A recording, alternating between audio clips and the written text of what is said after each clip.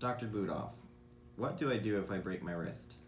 Yeah, we're going to be talking about wrist fractures. The most common one is distal radius fractures, the large bone of the wrist. People break those when they're usually from a fall, it could be a car crash, something like that. A lot of pain, a lot of swelling. Most of the time, you want to go into the emergency room where they may try to set the fracture and splint it. All that's great, but one of the main messages is you need to see somebody to treat it, hopefully within a week.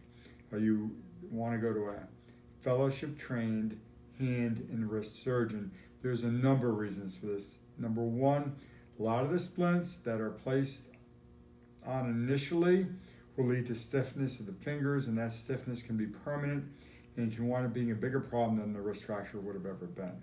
So you want to get a proper splint, which is best applied, again, by hand and wrist surgeon. I know there are a lot of general orthopedic surgeons who do a great job, but for best results, the ones who do the most of it, the ones with the most education on it, the most training are, again, the hand surgeons. So you want to get in within about a week if you can, because the people that initially evaluate you, again, in an emergency setting, may not have the expertise we have, and you may think that you're just going to need a cast or need surgery, and that may not be correct. The fact that the fracture was set in the emergency room, unless it's an extremely stable variant, most of the time, in the long run, that doesn't make that much of a difference, although it's definitely done to bring you comfort until you get in to see a hand surgeon. So that's the number one takeaway from this video. How serious are wrist fractures? Well, they can be very serious. They can lead to lifelong pain, stiffness, weakness, hand dysfunction, especially if they're not treated correctly. Again, it's important to get them evaluated early and get them addressed early if needed. Like most problems in life, they don't go away if you ignore them. They tend to get a lot worse and tougher to treat if you ignore them. How are wrist fractures treated? It depends. There are a lot of different wrist fractures. Some of them are stable, they haven't moved much, and they can be placed in a cast for about 5 weeks. Then some therapy to get the motion back. Others need to be fixed. There are a lot of different ways to skin the cat. In older days gone by, they put these radio antennas, they're called external fixators there. They have high complication rate. I am not a fan of them. I'm not a fan of pins.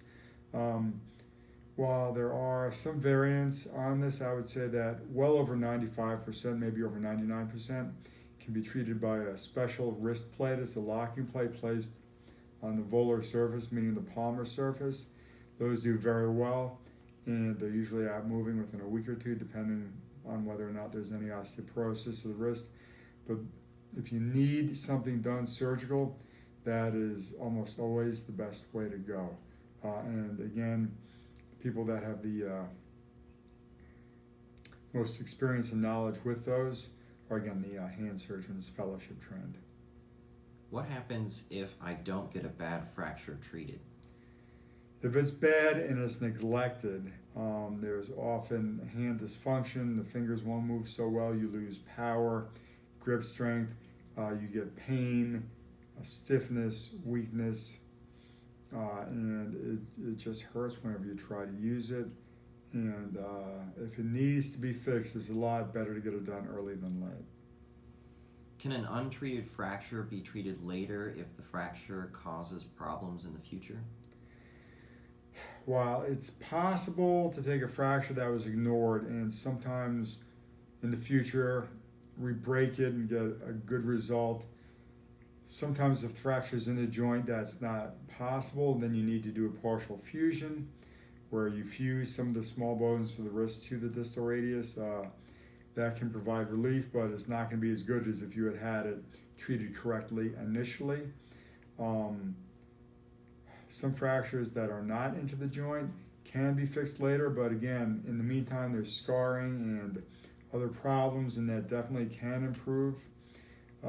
the function of the hand and the wrist, but it's not going to be as good as if you'd got it treated when it was still a fresh fracture.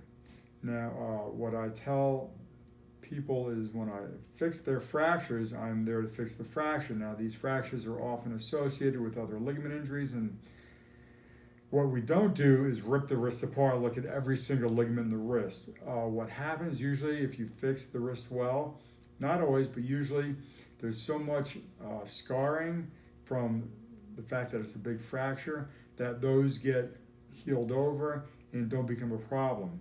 Now, in the future, if there is a problem from those ligaments, then it's a lot easier to treat those smaller injuries later. You just don't want to have to treat the big injury later if you can avoid it. Thank you for your time today, Dr. Budoff. Thank you.